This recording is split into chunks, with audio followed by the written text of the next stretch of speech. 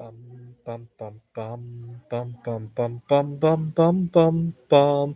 The Peter Like Show. Bum bum bum bum bum bum bum. All right. Last night I asked you guys to pray that when I wake up tomorrow morning, it's 1998 again, and two of you guys prayed. I think one to the God of likes and another to the God of dislikes. I don't know which God you guys believe in more, but feel free to vote to pray to whichever God you like better by smashing the appropriate button and also by singing along and gesturing at your screen. Let's say another prayer. Bum bum bum bum bum bum bum bum bum bum bum bum. The Peter Dislike Show. Bum bum bum bum bum bum bum. Anyways, last night's prayer was kind of successful. You guys prayed, and it looks like some of the tariffs got pushed back, if not canceled altogether. I hope to buy some more crystalline gold now that the tariffs are being put on pause. Right? I don't know if China is still retaliating. I'll have to contact my suppliers soon. But pray that tomorrow when I wake up, it's 2009, and here's why. Earlier this year at the school carnival, I was upset because I've had bad experiences going to carnivals like that. Some of the rides at the carnival require two people to ride, and oftentimes the people at the carnival give me heck about it. See, what they should do is make it known that people go there alone, right? And then put people together. Maybe even have a couple of the employees there get on the rides in case that somebody needs somebody to ride with, right? What they should do is be more accepting of that. But that's another story for another time. I was talking to some of my colleagues and also some of my students who I get along with really well about this problem, and I was thinking about staging a protest, if you could believe it, because it's very upsetting. Not just for the carnival ride, right? It's one thing. It's one thing if by some circumstance I couldn't ride the carnival, right? Let's imagine I had COVID-19 or I had injured myself the day before, or there are a number of reasons why I might not be able to go. That's one thing. I can accept that. The carnival's not life or death, right? But it's quite another when the reason that I can't ride the carnival is that people can't be open minded, that we're all different, right? Those are two very different concepts, right? So it was very upsetting. And I was telling my some of my friends at the college about it. Now, this one girl has had inappropriate feelings for me ever since she was in my class last year. And so at first I ignored it, but then she said she wanted to go to that carnival with me, and I had bad feelings about that. So I told her, you know what, about the protest, I might not even have time to do it this year. I'm busy with grading finals and all that. I had the time, but I wanted to think it through before agreeing to her. And I came home to talk to a few friends about it, and one of my subscribers suggested that I find out if her parents drive her to school. Maybe they could come with her and me, just to make sure nothing crazy goes on. Well, her parents are both busy professionals, but her older sister, about 21 years old, came with us. And long story short, she still has crazy feelings for me, and I'm just trying to enjoy it while it's here.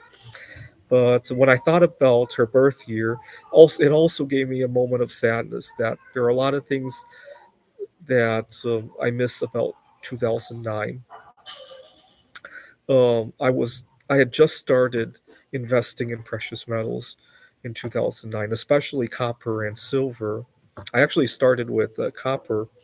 I was accumulating pennies from 1982 and earlier, and then I graduated to silver, and I had like a few hundred ounces of silver at the time. Right nowadays, I give people hundreds of ounces of silver as a reward for all sorts of stuff. Right? But at the time, that was my entire net wealth. Right. So how times have changed. Right.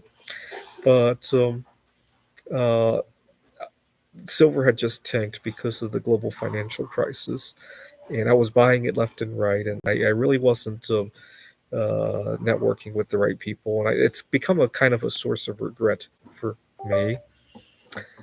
I was working on my PhD at the time, and at the time, I, uh, I I was a terrible driver. As much as I talk about near miss car accidents nowadays, at least they're near misses.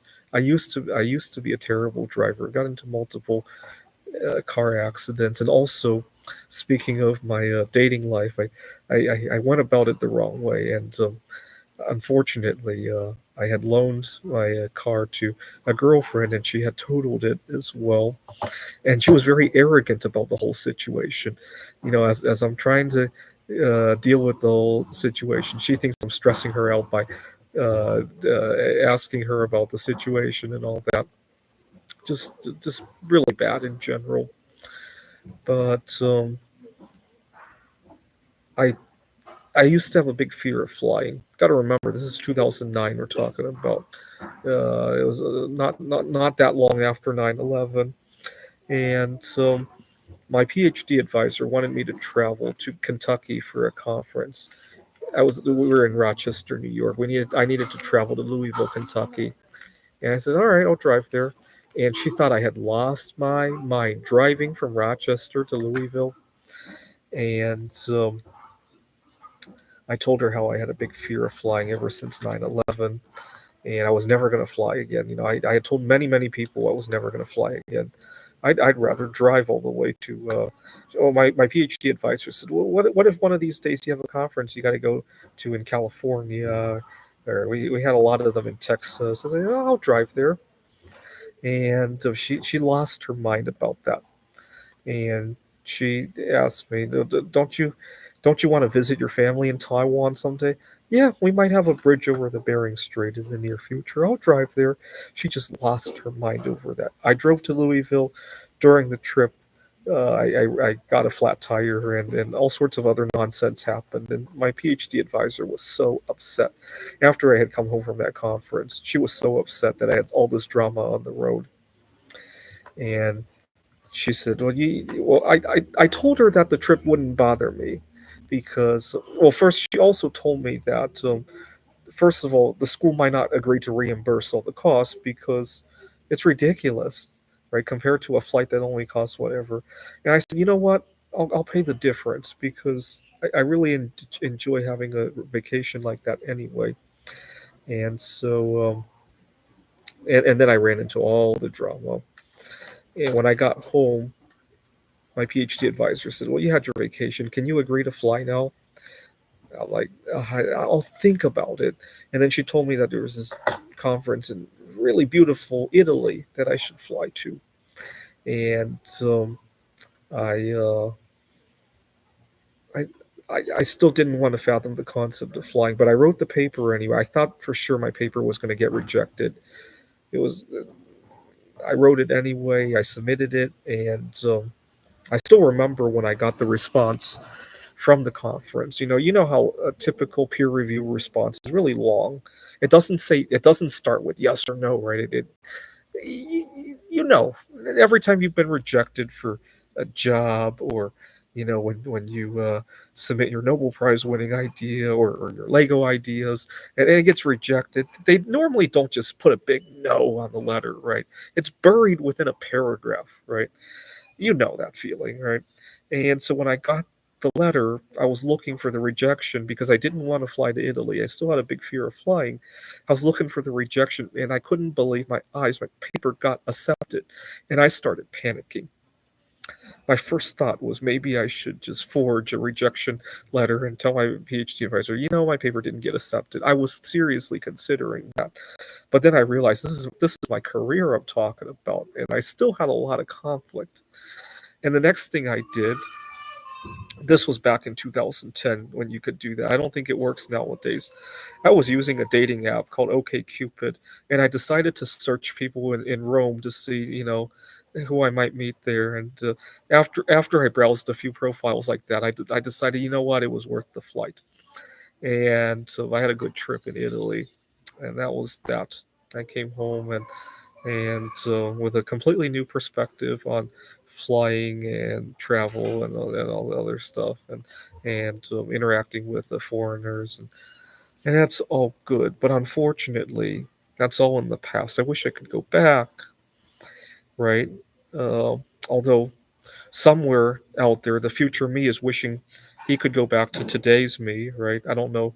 I don't know what future me is talking about right now, right? So it's hard to say, right?